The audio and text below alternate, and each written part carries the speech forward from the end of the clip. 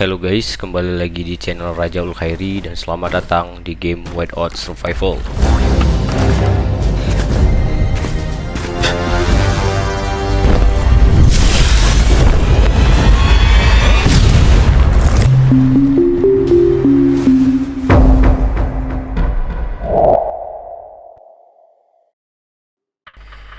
Setelah banyaknya video Frostfire yang saya buat, saya belum pernah menjelaskan tentang Frostfire itu secara rinci. Oleh karena itu, pada video kali ini, saya akan menjelaskan tentang Frostfire itu baik secara teorikal, perhitungan, dan cara bermain terbaik. Sebelum kita bahas video ini lebih lanjut, akan lebih baik jika kita memisah segmen tentang Frostfire ini, yaitu yang pertama, apa itu event Frostfire, kedua, keterangan bangunan, yang ketiga, keterangan skill dan patrol, yang keempat, fase, yang kelima, cara bermain dengan baik.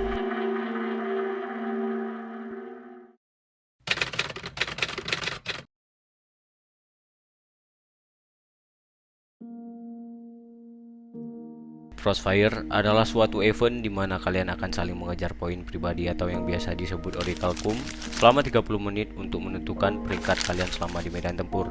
Semakin tinggi peringkat kalian, semakin banyak juga hadiah yang akan kalian dapat. Hadiahnya pun cukup menarik karena berisi bahan upgrade jimat, yang dimana cara mendapatkannya cukup sulit. Bahkan jika kalian top up pun, harganya cukup mahal. Dalam satu medan tempur Frostfire berisi 100 hingga 150 player yang dapat berpartisipasi. Di sini, saya akan menjelaskan terlebih dahulu mengenai berbagai informasi dasar dalam medan tempur Frostfire dan beberapa hal yang paling penting untuk kalian ketahui.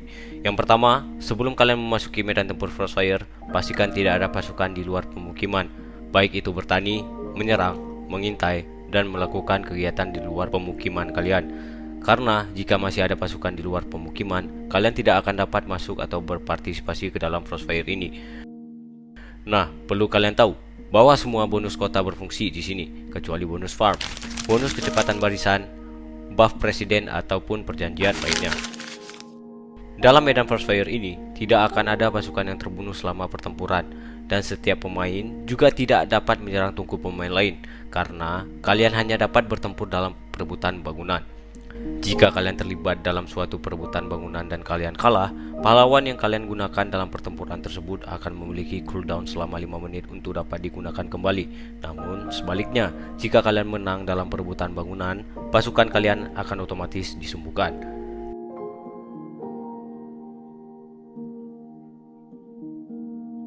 Dalam Frostfire, kalian juga akan mendapatkan teleportasi gratis setiap sesudah digunakan. Teleport akan memiliki cooldown selama 6 menit, dan kalian juga masih bisa menggunakan teleportasi lanjutan yang ada di ransel atau kalian beli menggunakan diamond, tetapi penggunaan berikutnya akan berlipat ganda hingga teleportasi gratis kembali dapat digunakan. Sekarang, kita akan membahas map yang ada di dalam medan tempur Frostfire. Di dalam medan tempur Frostfire terdapat 3 zona yang berbeda. Zona pertama, bangunan vein level 1, zona kedua, bangunan vein level 2, zona ketiga, bangunan vein level 3 dan smelter. Yang terakhir adalah pemilihan waktu untuk bertempur. Di sini, kalian dapat memilih salah satu waktu atau jam kalian sendiri untuk bertempur di Frostfire. Pendaftaran dan pertarungan akan terjadi di hari yang sama. Berikut adalah pilihan jam atau waktu yang dapat kalian pilih sendiri saat registrasi, diantaranya sebagai berikut. Bangunan yang ada di dalam medan tempur Frostfire bisa dibilang menjadi sumber utama untuk kalian mengumpulkan poin Oracle Cum. Bangunan ini terbagi menjadi 3 kategori. Yang pertama, vein umum. Vein umum ini terbagi menjadi 3 level, level 1, 2, dan juga 3. Semakin tinggi level bangunan vein, semakin banyak juga Oracle Cum yang dapat dikumpulkan. Letak setiap level bangunan vein pun tergantung pada zonanya masing-masing. Namun, perlu diingat, semakin tinggi level dari vein, semakin banyak paus yang akan berada di sana, yang pada artinya akan sulit untuk memperebutkan bangunan vein di level yang semakin tinggi. Sekarang, kita akan membahas detail pada setiap level bangunan vein ini. Vein umum level 1 memiliki kapasitas Oracle Cum 8640 dengan kecepatan pengumpulan 8 per detik. Vein umum level 2 memiliki kapasitas Oracle Cum 17280 dengan kecepatan pengumpulan 16 per detik.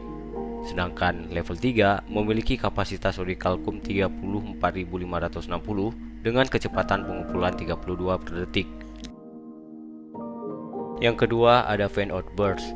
Fan Outburst atau biasa kita sebut dengan Gunung Biru adalah suatu bangunan yang memiliki kapasitas Orichalcum terbatas namun memiliki kecepatan pengumpulan yang terbilang cepat. Itu sebabnya bangunan ini cukup banyak diperebutkan. Selain bangunan ini salah satu sumber penghasil poin Orichalcum terbanyak, kecepatan pengumpulan poin Orichalcum adalah kunci kemenangan. Fan Outburst memiliki kapasitas Orichalcum 4000 dengan kecepatan pengumpulan 200 per detik. Yang ketiga, Smelter.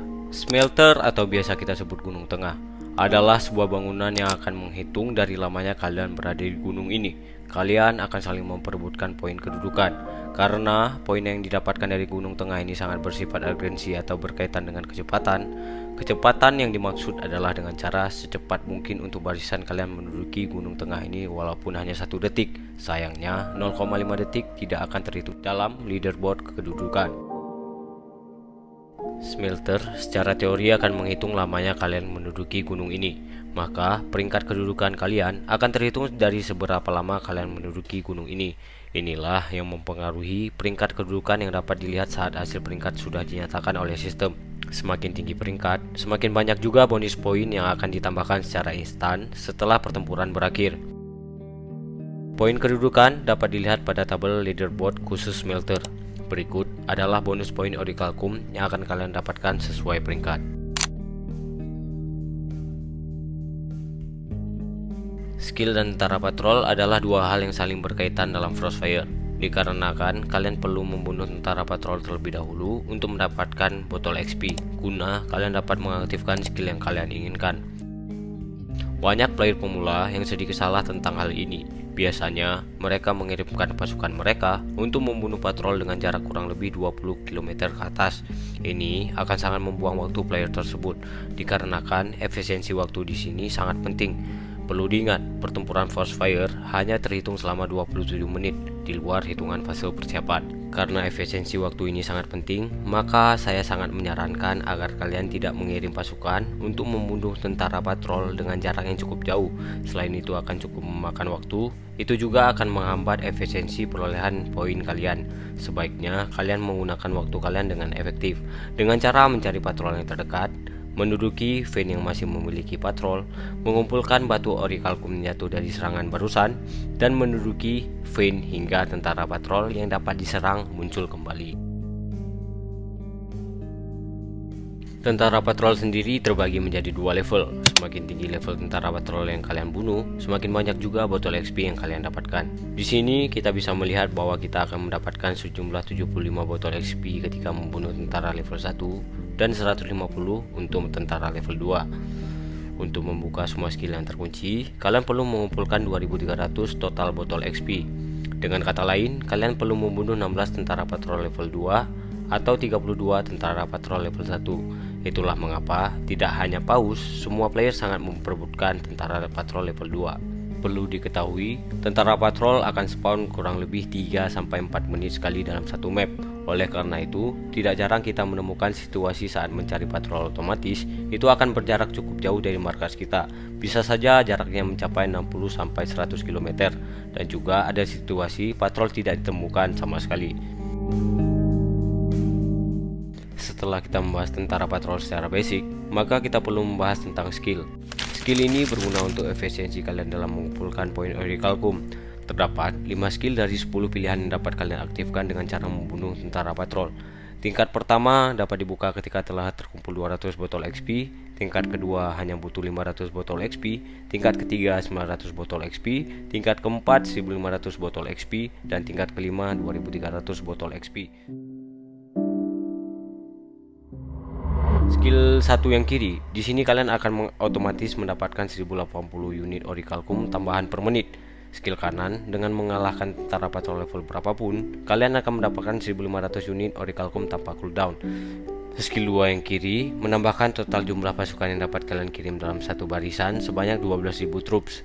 Sedangkan yang kanan, meningkatkan kecepatan barisan pasukan di medan perang sebesar 25%. Skill 3, Sebelah kiri, kalian akan mendapatkan 5000 poin Orichalcum ketika menempati vein umum, dan skill ini memiliki cooldown selama 1 menit. Sedangkan skill yang kanan adalah sebaliknya, 5000 unit Orichalcum akan kalian dapatkan ketika kalian gagal untuk menempati vein umum, baik saat menyerang ataupun bertahan. Cooldownnya pun sama, yaitu 1 menit. Skill 4 sebelah kiri, skill ini dapat meningkatkan efisiensi pengumpulan Orichalcum sebesar 15% saat menempati vein umum dan vein outburst. Sedangkan yang kanan mengurangi waktu pemulihan pahlawan menjadi 30% lebih cepat setelah mengalami kekalahan dalam perebutan bangunan.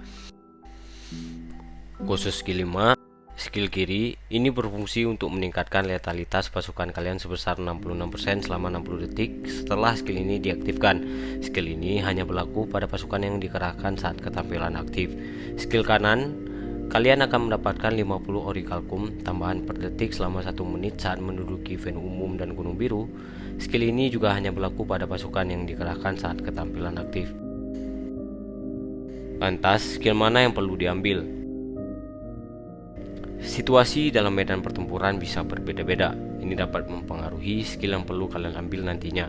Yang pertama, skill tingkat 1. Jika kalian berada dalam situasi di mana terlalu ramai pemain yang ada di dalam medan tempur, pada situasi ini biasanya kalian akan kesulitan dalam memperebutkan tentara patrol. Maka akan lebih baik jika kalian mengambil skill kiri. Ini bukan pilihan terbaik, tapi dari yang terburuk inilah yang terbaik. Karena pada skill ini 1080 poin Orichalcum akan secara otomatis ditambahkan ke poin kalian setiap menitnya setelah skill ini diaktifkan. Dan sebaliknya, jika kalian mendapati medan pertempuran kalian tidak terlalu ramai, kalian bisa mengambil skill yang kanan karena kemungkinan kalian mendapatkan tentara patrol jauh lebih banyak. Untuk skill tingkat 2, jika kalian ingin menghindari pertempuran, akan lebih baik jika kalian mengambil skill kanan.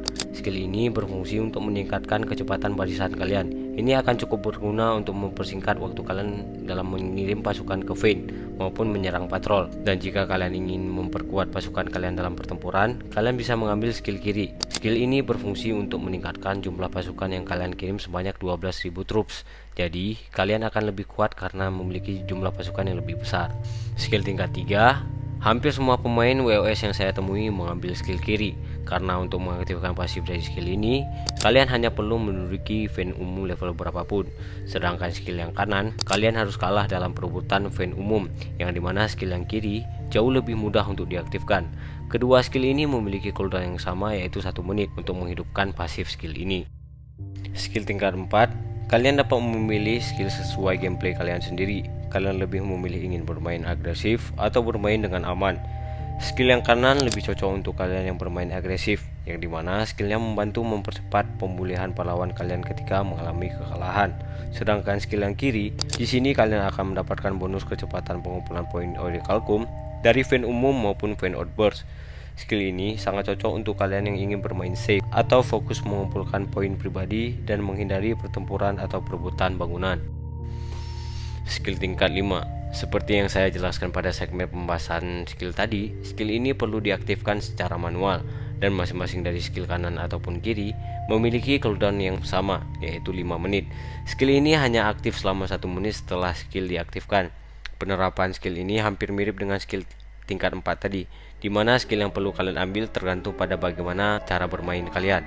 Jika kalian ingin memperkuat pasukan kalian dalam peperangan, kalian bisa mengambil skill yang kiri, di mana pada skill ini letalitas pasukan kalian akan meningkat sebesar 66% selama 1 menit. Dan jika kalian mengambil skill yang kanan, skill ini difokuskan untuk kalian yang ingin mempercepat pengumpulan poin Orichalcum, baik ketika berada di vein umum maupun di vein outburst. Perlu kalian ingat bahwa skill tingkat 5 ini hanya aktif untuk pasukan yang kalian kirim saat skill ini diaktifkan. Fase adalah salah satu hal penting yang perlu kalian perhatikan, karena setiap suatu fase dimulai, kalian dapat terlebih dahulu mempersiapkan diri dan menyiapkan strategi agar kalian dapat mengumpulkan poin Orichalcum dengan lebih maksimal. Dalam Frostfire terdapat 5 fase yang harus diperhatikan, yaitu persiapan, Common Vein, Vein Outburst pertama, Vein Outburst kedua, dan Smelter. Yang pertama, fase persiapan. Pada fase ini kalian akan menunggu selama 3 menit sebelum kalian dapat memulai pertempuran. Yang kedua, fase Common Vein.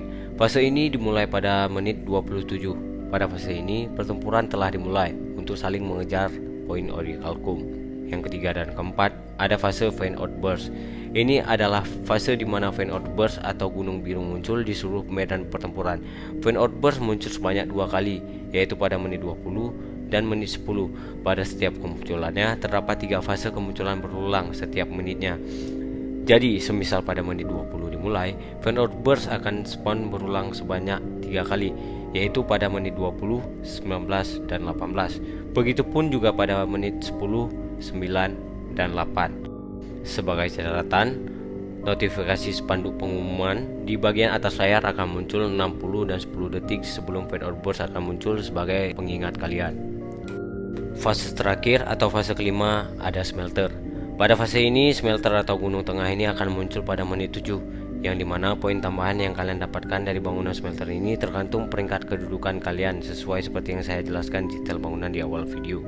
Dan perlu diingat, jika kalian sangat suka dengan Fan Outburst, kalian harus mempertimbangkan menit 7 untuk mempersiap ke gunung Smelter. Pada fase terakhir Fan Outburst, itu hampir sangat beriringan dengan gunung Smelter bisa diduduki. Oleh karena itu, lebih bijak dalam mengambil keputusan kalian antara kalian ingin mengambil gunung Smelter atau tidak. Pada event yang satu ini, sangat penting untuk mencari spot sepi untuk meminimalisir perebutan bangunan ataupun perebutan tentara patrol. Karena semakin sepi tempat kalian singgahi, semakin leluasa pula kalian mengumpulkan poin. Setiap detiknya pun cukup berharga di sini sejak pertempuran dimulai. Untuk awal-awal, akan cukup bijak jika kalian fokus untuk mengaktifkan tingkatan-tingkatan skill dengan cara membunuh tentara patrol. Jika kalian rasa sudah tidak ditemukan tentara patrol, kirim pasukan kalian ke farm umum untuk farming. Jangan lupa untuk selalu menjarah orichalcum yang jatuh ke tanah setelah tambang pertama kali diserang. Perhatikan pengumuman di bagian atas layar Anda ketika Fan Outburst atau Smelter akan terbuka. Ini cukup penting untuk mempersiapkan pasukan sebelum memperebutkan bangunan. Tips pemilihan waktu pertempuran, sebaiknya kalian memilih jam 5 UTC atau jam 12 waktu Indonesia Barat, atau jam 18 UTC atau jam 1 waktu Indonesia Barat. Ini hanyalah beberapa pilihan waktu yang pernah kami coba, dan sejauh ini cukup berhasil untuk mendapatkan lawan sepi di dalam medan pertempuran. Jadi kalian bisa menggunakannya sebagai referensi. Cobalah untuk mencuri kedudukan di Smelter meskipun kalian pemain lemah, karena dari sana akan cukup menambahkan poin secara instan di akhir pertandingan. Bagaimana cara mencuri kedudukan di Smelter? Yaitu sebelum fase Smelter ini dibuka, atau bisa dibilang sebelum menit 7, kalian perlu teleportasi tepat di samping Smelter atau yang terdekat untuk mempersiapkan. Dan tepat saat fase dimulai, kalian harus secepatnya mengirimkan pasukan kalian ke dalam. Bahkan kalian perlu menggunakan percepatan. Kenapa terkesan cukup memaksakan sampai menggunakan kecepatan barisan? Seperti yang saya bilang sebelumnya, akan ada poin instan tambahan saat pertempuran selesai yang akan kalian terima, dan itu cukup sepadan.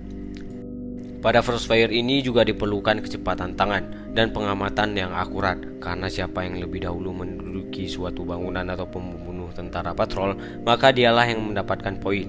Saya akan merangkum pada menit berapa saja fase tertentu dimulai. Yang pertama adalah fase pertempuran dimulai pada menit 27. Fase Fan Outburst pada menit 20 dan 10. Yang mana pada setiap fase Fan Outburst ini akan muncul sebanyak 6 kali pada menit 20, 19, dan 18, dan selanjutnya 10, 9, dan 8 pada fase kedua. Dan yang terakhir adalah fase terbukanya Smelter pada menit 7. Call yang dimaksud di sini adalah kalian memiliki partner untuk saling berkomunikasi. Call itu yang dimaksud dengan pemanggilan, guna saling mengingatkan ketika suatu fase hampir dimulai. Selanjutnya, memaksimalkan 6 barisan dan barisan khusus. Barisan khusus dalam Frostfire terbagi menjadi 2. Yang pertama adalah barisan khusus yang digunakan untuk menjarah poin orichalcum yang jatuh saat fan umum pertama kali diserang, atau yang telah diduduki pemain lain selama lebih dari 3 menit. Ini juga akan menjatuhkan batu orichalcum. Yang kedua adalah barisan khusus ketika mengirim pasukan ke Smelter atau Gunung Tengah. Persiapkan teleport kalian sekurang-kurangnya 5. Ini sangat dibutuhkan di Frostfire. Selain itu, teleport berfungsi untuk mencegah ketika kalian menggunakan teleport gratis, dan sialnya terdapat paus atau player lain yang lebih kuat. Ini membuat kalian tidak bisa memperoleh poin dengan maksimal. Ada kalanya juga di situasi di mana ada Fan Outburst yang bertebaran, namun tidak ada seorang pun di sana, yang sebaiknya kita teleport ke sana. Selain itu juga digunakan saat teleport untuk mencuri kedudukan di smelter, dan juga di saat situasi di mana teleport gratis sedang cooldown. Marching speed 20% juga sangat dibutuhkan di Frostfire, yaitu untuk memperebutkan smelter, dan juga terkadang digunakan untuk merebut tentara patrol level 2. Namun perlu diingat, Lucky Wheel jauh lebih penting daripada membuang diamond kalian di Frostfire ini. Jadi, begitulah video penjelasan Frostfire pada kali ini. Bagaimana menurut kalian? Silahkan berpendapat saja di kolom komentar di bawah. Request bisa dengan reply komen yang kami pin atau DM ke Instagram kami @rajaulkhairi1. Jangan lupa untuk kasih like jika kalian suka dengan konten-konten kami. Dan tentunya terima kasih banyak kepada kalian semuanya yang sudah menonton dan request video ini. And see you guys in the next video. Famous.